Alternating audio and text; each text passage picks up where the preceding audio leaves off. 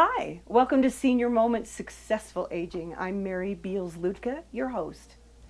Senior Moments Successful Aging is co-produced by the Area Agency on Aging, NACOG, and the Division of Lifelong Learning at Yavapai College. Our producers are Connie Varga from the Division of Lifelong Learning and Allie Bateman from the Area Agency on Aging. You can reach Connie at 928-717-7755, or you can call Allie toll-free at 877-521-3500. They would love to hear from you. Call them with questions about today's show, or maybe you have ideas of something you'd like us to talk about. So give Connie or Allie, give them a call. So again, I'm Mary Beals-Luedtka. Welcome to the show. And today we have Dr. Mark Shelley with us. Hi, Mark. Hi. Welcome. Thank you. It's nice to meet you. This is our first opportunity.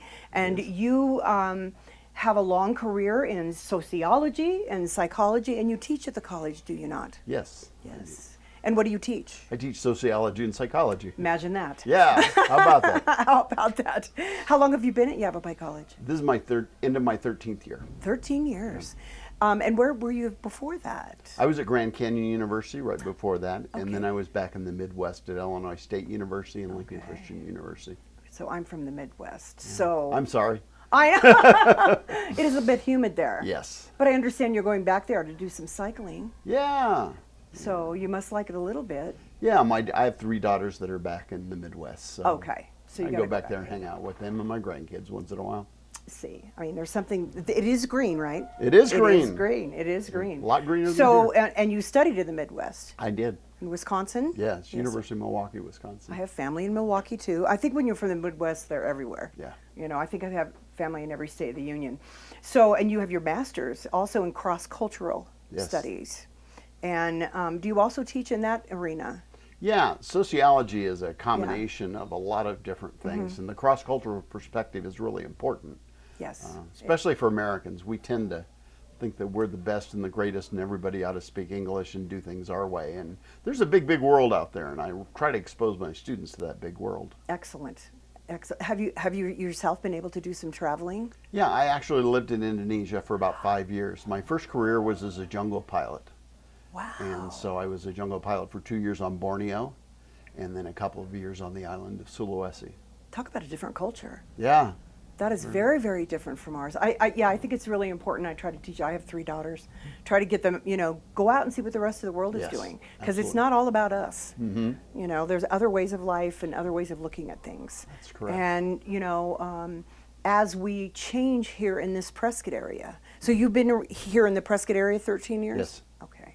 We've changed Absolutely. because it used to be very, very Caucasian. Mm-hmm.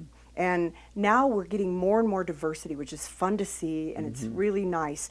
But now when I deal with some of the issues with my older adults, sometimes there's clashes with those cultures and Absolutely. misunderstandings. Absolutely. And so how do we deal with that? I know you have a program that you're working with. What is it called? The Respect Campaign? Yes. What's that all about? Well, after the election back in 2016, we had some hate crimes on campus. We had some swastika graffiti in an elevator, white power. We had students threatening to deport other students because of their Hispanic heritage. Really? Yes. And so this was all an uprising after the election. And so the college administrators got together and faculty, and they said, how do we address this? And we decided we were going to take a proactive response rather than a reactive response. Good. And so the idea was not to say, don't do this, because you tell somebody not to do that and they're going to do it. So the idea was to help people understand and respect each other as human beings, learn how to civilly disagree and converse rather than lashing out and acting out and that kind of thing. So it's been really exciting over the last 3 semesters to see this blossom and to see this catch on, not only among students, but among faculty and staff as well. So, and hopefully that spills out into our community. Yes, we had a town hall meeting as part of our Respect campaign. On April 23rd, we had 20 community leaders, including the mayor of Prescott and Alexa Schultz, city councilman, board of supervisors, and they came and we talked, and our topic was, how do we engage in civil discourse in an age where there's tumult and division and strife. And we had over 100 students participate. Nice. And their biggest comment was, we need more meetings like this. We need to talk more about this issue. I think that's a great idea, Yeah. you know, and I hope that the campaign continues, because it's not a one meeting thing. No. It's not a one meeting thing, and it also deals with bullying, you know, and so I know you touch on that too, and I think that's something that we've been trying to deal with in our senior centers, and I don't think people traditionally think of bullying happening in a senior center, but it does. It does. But it does, you know, and how can we help stop that as a citizen? It doesn't just happen in schools with young people. Yeah. You know, so any good suggestions? Well, it's interesting because, you know, in the last year and a half, because of the political climate, when we see national leaders bullying, that hard. gives other people permission to bully as well. So we've seen an increase in bullying. Yeah, we have. And at all levels. I saw a sign the other day, and this little boy said, "I'm not allowed to act like the president." I'm just saying. Yeah. You know, so we have to make sure that we, as community leaders, do show a good example about how we treat our fellow humans. Yeah. And I think the key to it is understanding that even though we may be different, we're a lot more alike than we are different. And I think that's the key. Yeah. You know, we're all human beings. You know, and I think about those sci-fi shows that you watch, and when the aliens come down, the real aliens from some other planet, all of a sudden we all band together because we're all humans, and it doesn't matter what color we are, what culture we come from, or what religion we practice. All of a sudden we all band together, and we realize. And so how do we think about that without the aliens coming from another planet? Yeah. You know, how do we nurture that? Yeah. Part of it is exposure. What we've known in social science for a long time is the way to reduce prejudice is to expose people to different cultures, to different people, to different languages, different races. And one of the things I really like about teaching at Yavapai College is if you walk on our campus, we're much more diverse than the community as a whole. We have Native American students, we have African American students, we have a lot of Hispanic students, we have a lot of different social classes, from very poor, just getting by, to very well off. And so that diversity, I think, is a great proving ground. It's a great crucible for developing these skills of interacting effectively with one another. And I think, and truly, Yavapai County has also a mix of age at school. Yeah. It's not just about very young people attending. You know, you've got all ages that go. But I do think that we as leaders need to make sure our children and grandchildren have exposure. Yeah. I grew up on a little farm in Iowa, but my father brought in people. For instance, he brought in a person from India to live with us for a year. He was a missionary. And then he brought in a Japanese artist to live with us for a year. And I tell people that, and they're like, in Iowa? And I said, yeah, because he didn't want us to be isolated from other cultures and learning about how they cook. And then you don't think anything of it because you get to know them one-on-one. There's an interesting concept called self-segregation. And I see this when I walk down in the diner at Yavapai College. So the athletes will be sitting here. There'll be a bunch of girls sitting here, some Native Americans sitting here. And so we tend to self-segregate because we're comfortable with people who are like us. But getting out of that comfort zone, and that's one thing I think the Respect campaign is trying to say. It's okay to get out of your comfort zone. It's okay to learn about other people and interact with people who are different with you. Because that not only benefits the relationship, but you grow from that as well. Absolutely. So, so can you tell me more about the Respect campaign? You said it's ongoing. You've got classes. What do the classes consist of? We've done several things. Actually, with our seniors, Ollie Lifelong Learning, last spring we did a film series on diversity, and we showed films like Selma and Buried My Heart, A Wounded Knee, and about different ethnic groups. And we had discussions about that, and that was very good. This fall, we had Dr. Rupert Nacoste from North Carolina State University, who is a social psychologist. He's African American. He's a big African American guy, and he was a really dynamic speaker. We had over 600 students attend the lectures that he gave on what he calls how to interact in a neurodiverse society, because today we're going to run into people who are different than us, Mm-hmm. different races, ethnicities, genders, sexual preferences, religions, and so we're a little skittish to do that. Mm-hmm. But he has some real practical suggestions for how to interact with those people and how to keep bullying and prejudice and bigotry from happening. Are you going to repeat that? We'd like to have a lecture series every fall and then a town hall meeting every spring, and our administration has been very committed to that. So, Yeah, and so you could go on the Yavapai website, Yavapai Yes. College website, and kind of look for that in the yes. fall, In the fact, spring. if people want to see the doctrine of cost, all they have to do is go to yc.edu/respect starts here, and all his lectures are open to the public. Oh, I would love to see those. That would be a great thing to maybe show at the senior centers. Oh, that would be wonderful. I would love to do that. So we could, set up a projector and put those out. So say that site again. It was yc.edu/respect starts here. Respect starts here. Great. What a wonderful resource. Yeah. Because I think that's what we need is people like him, people like you, that we can get out there, because I have some senior centers in some very rural areas. They don't have the ability to come into town. Exactly. To maybe go to the lectures, and if we can utilize the website, that's wonderful. And do you have any ongoing activities for the campaign? We do. We've had poster contests for our town hall. We're going to distribute posters to all the agencies that participate as well as on campus. Next fall, we are doing another poster contest where students are going to design posters, and then we're going to get those printed professionally and posted all over campus and the community. Nice. So. We need to get the Area Agency on Aging involved. We would love to be a sponsor, or That'd be awesome. to get involved somehow so that we can also distribute those, because again, I don't think folks realize how much bullying we actually have going on.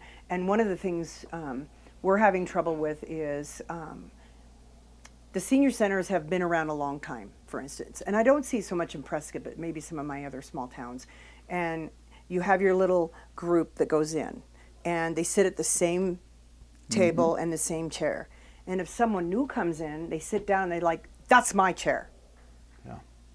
And they isolate them right away. And we need to help teach them that we should put our arms around that person. And that's really interesting, because if somebody new comes in, you don't know what they may have to offer. Yeah. And by excluding them, then you're really excluding stuff that might help you or might enrich your life. You're missing. Or who knows, you might be there and that person has a need and you just have a way to meet that need. You're missing out. Yeah, You're missing the absolutely. boat.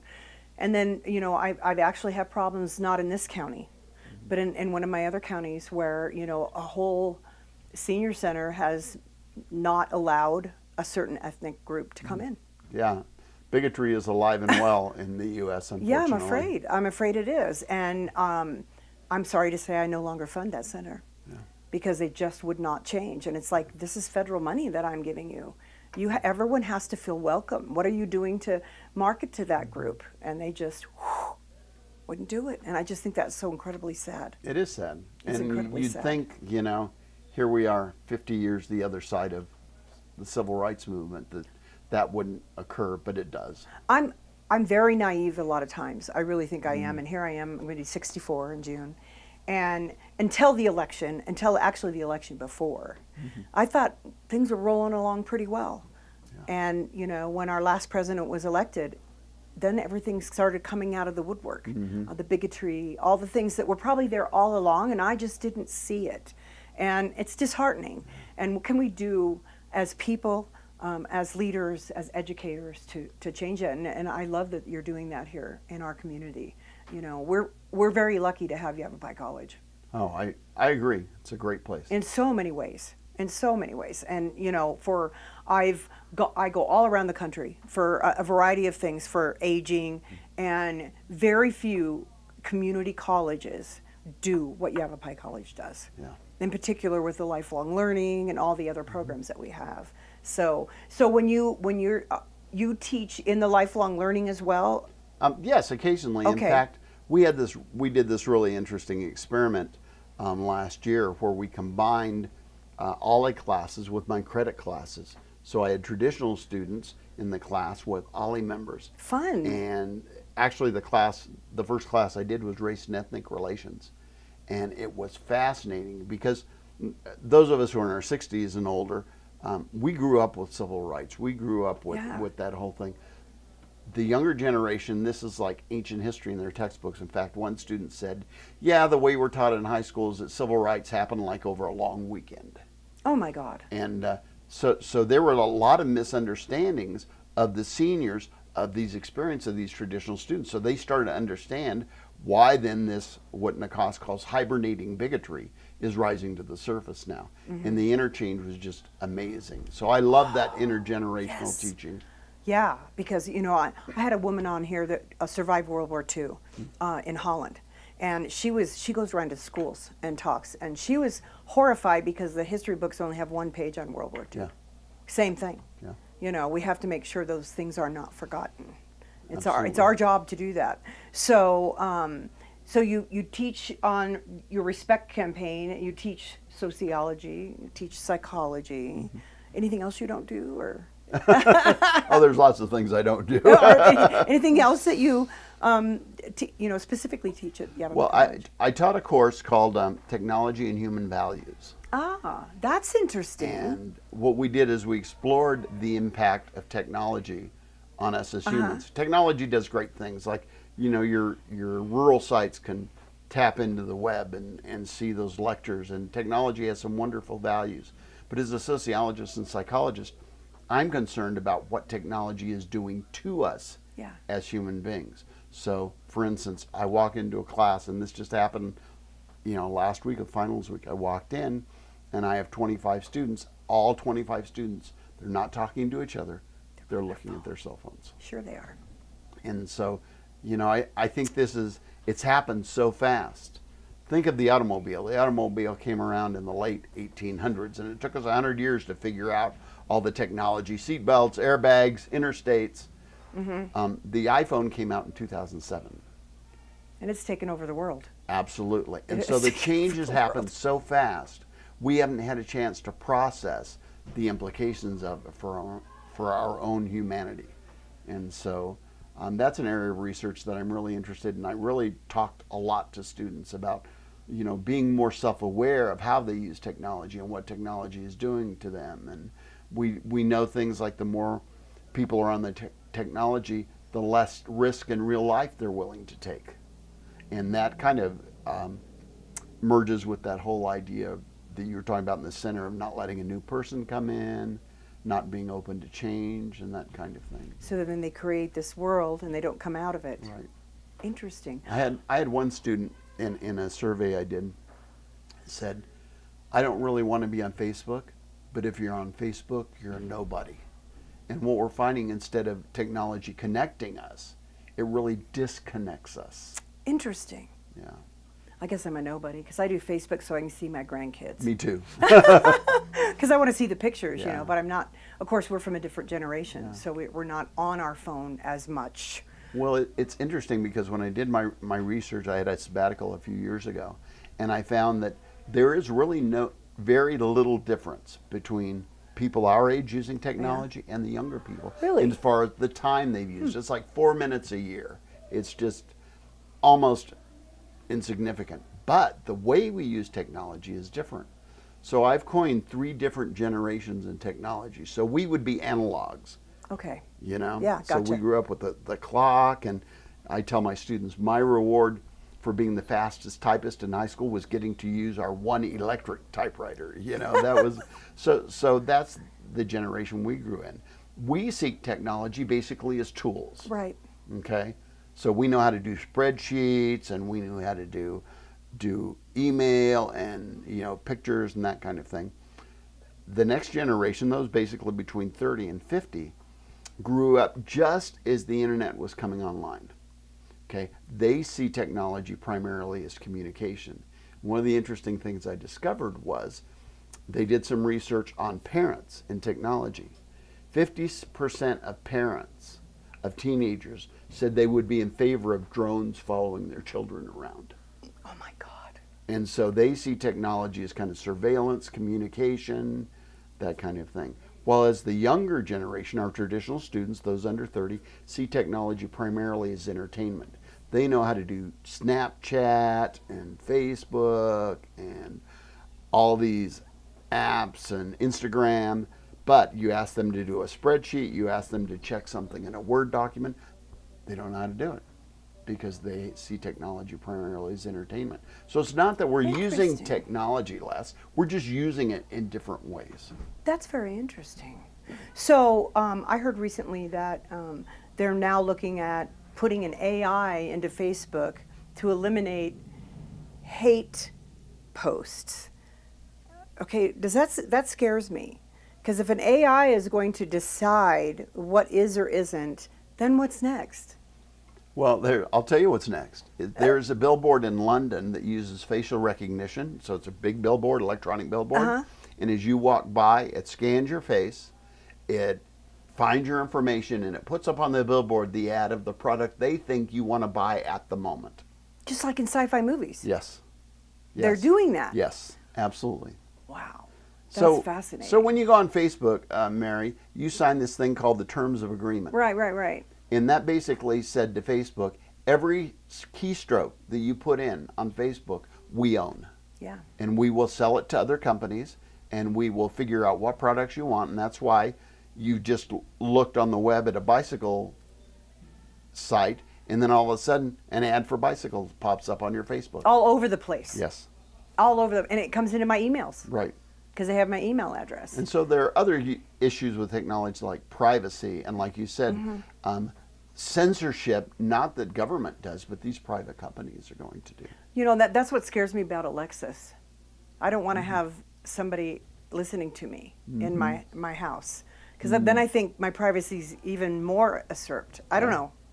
It's kind of scary to me. Maybe it's my generation, but it just seems like, okay, that's taking it another step I'm not quite willing to take. Yeah, and I'm not anti-technology. I use technology all the time. Nor am I. But we have to find the balance between our humanity and our technology. Yeah. And like you said, I still look at it as a tool. And we're looking at it medically to try to figure out how to keep people at home longer. Yeah.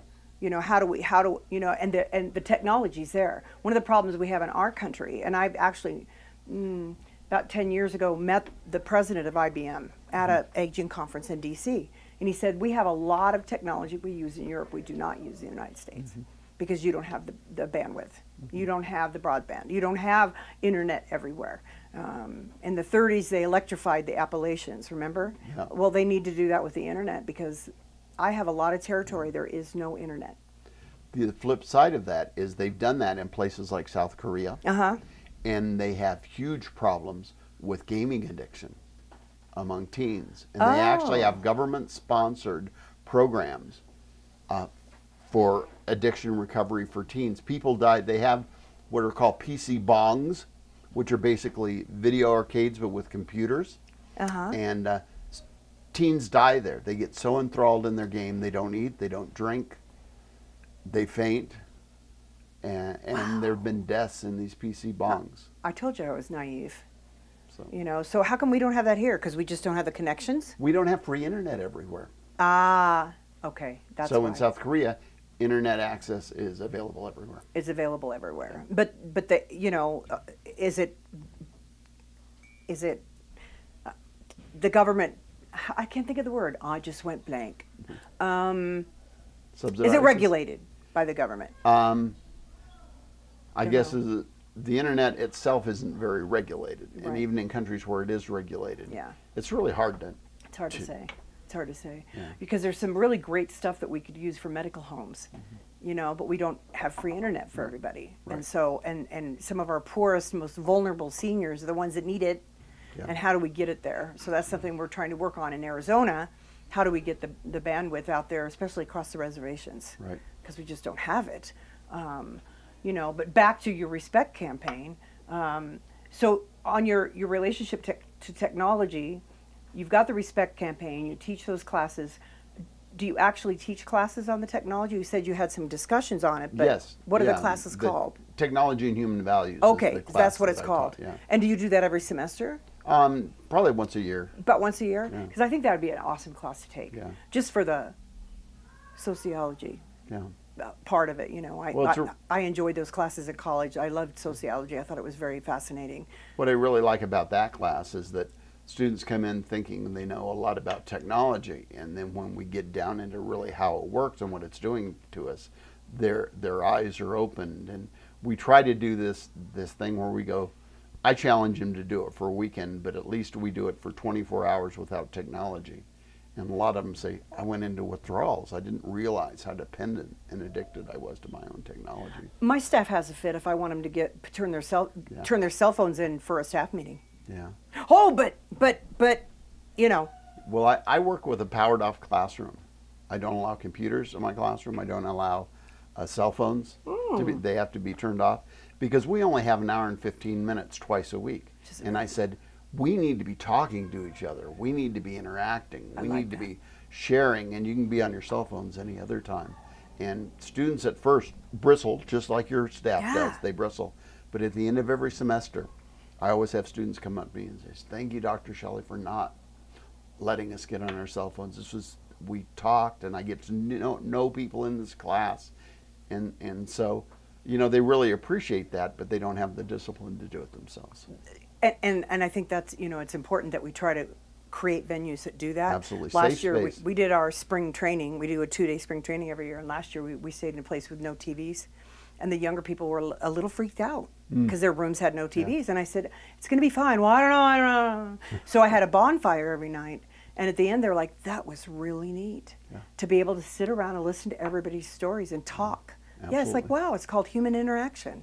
Yeah, Sherry Turkle, who is the professor of culture and technology at MIT, her latest book is called Reclaiming Conversation. Oh, I want to read that. And it's really insightful view on what technology is doing to our ability to communicate with each other. Excellent. Well, you're giving me lots of things to think about. Mm-hmm. You know, from technology to communication to, you know, how do we respect each other and try to eliminate bullying. And it always starts at home, but it also can start at Yavapai College. So, Dr. Mark Shelley, thank you so much. My pleasure. It went by way too fast. We're going to have you back and talk some more. All right. Thank you for joining us today on Senior Moments Successful Aging. I'm Mary Beals-Luedtka. Until next time.